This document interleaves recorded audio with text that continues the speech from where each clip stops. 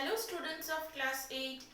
This is our first class with you in the new session. So I think you know the name of the book.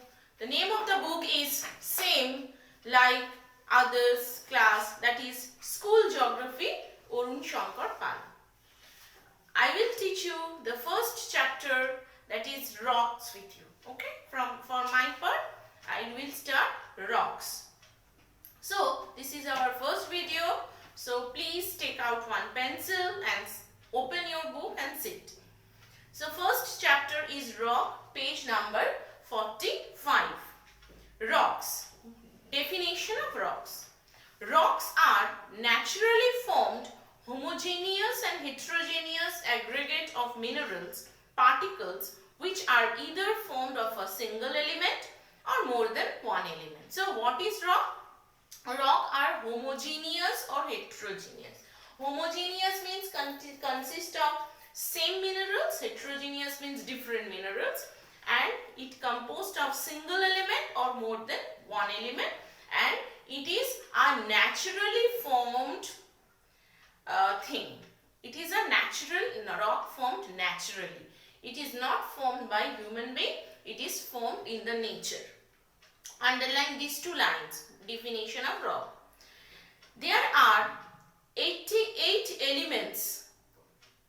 Okay, 88 elements. Among that, the 8 elements are very important for formation of rock. These elements are oxygen, silicon, aluminum, iron, calcium, sodium, potassium, magnesium. These are the rock forming minerals. So which are the rock forming minerals? This one, these 8: oxygen, silicon, aluminum, iron, silica, sodium, potassium and magnesium. Okay, the minerals that constitute the rock are called rock forming minerals. The common rock forming minerals are feldspar, quartzite, clay, mica, dolomite, etc. This part is important. You will underline this part. The example of rock formed of one mineral is graphite. Underline, very important. And more than one mineral is granite. So this is important for MCQ. The example of rock forming minerals of one mineral is graphite and more than one is granite. Now you go to more to know, pink box. You will read the definition of homogeneous aggregates and heterogeneous aggregates. What are homogeneous aggregates?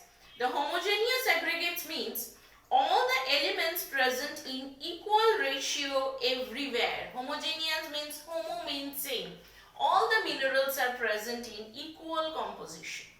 And heterogeneous means different elements are present in different composition. This is called heterogeneous mineral. Now go to next page. According to the origin, rocks are classified into 3 types. There are 3 types of rock. One is igneous,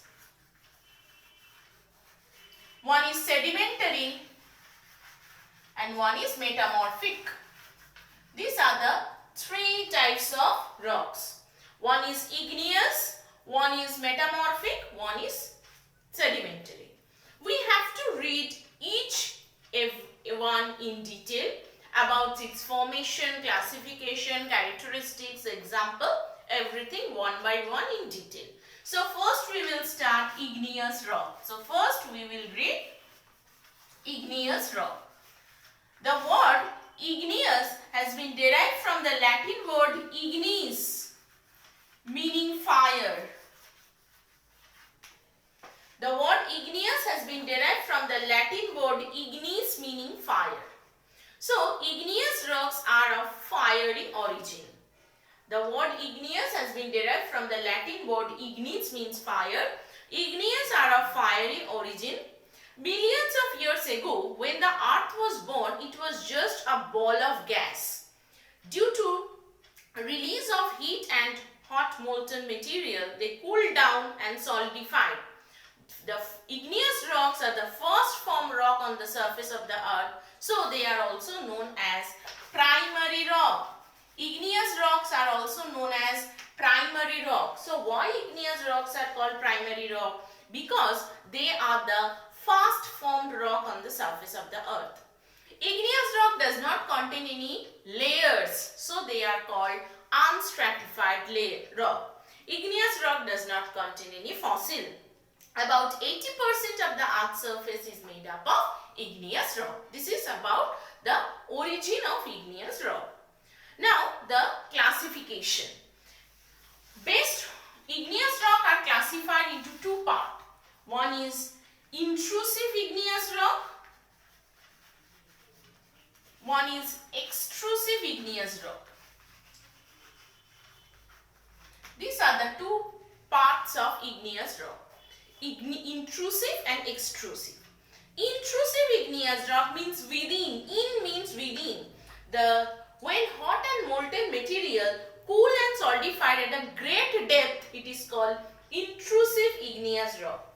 When hot and molten material cool and solidified at great depth is called intrusive igneous rock, and when magma comes out on the surface and joins at the cracks and joins, it is called extrusive igneous rock. Example of extrusive igneous rock is basalt, and intrusive is granite. Okay. Next, we will read in detail about the intrusive and extrusive. Extrusive rock is formed when hot molten magma pours out on the earth's surface and cools. It comes on the surface, and when it comes on the surface, it comes in contact with the cold air, and where it cools and solidifies. As it cools and solidifies rapidly, it forms fine crystals. Example is basalt. It is also known as volcanic rock. Intrusive igneous rock is formed at a great depth. It takes time for cooling and solidification, so it forms fine crystals. So it cools and it takes large time to cool and solidify, so it forms coarse grained. Okay. Example is granite. Now, intrusive igneous rock are divided into two types. One is hypobasal rock, one is pyroclastic rock. Hypobasal rock and pyroclastic rock. When intrusive igneous rock is cool and solidified at great depth in the interior of the earth is called plutonic rock. The word Pluto comes from the Roman god of underground. It is called plutonic rock. Example is dolerite. And hypobasal rock means when cooling and solidification takes place at the shallow depth, it is called hypobasal rock. Example is gabbro. Okay, this portion is very important along with the diagram given each page, figure number 3.1.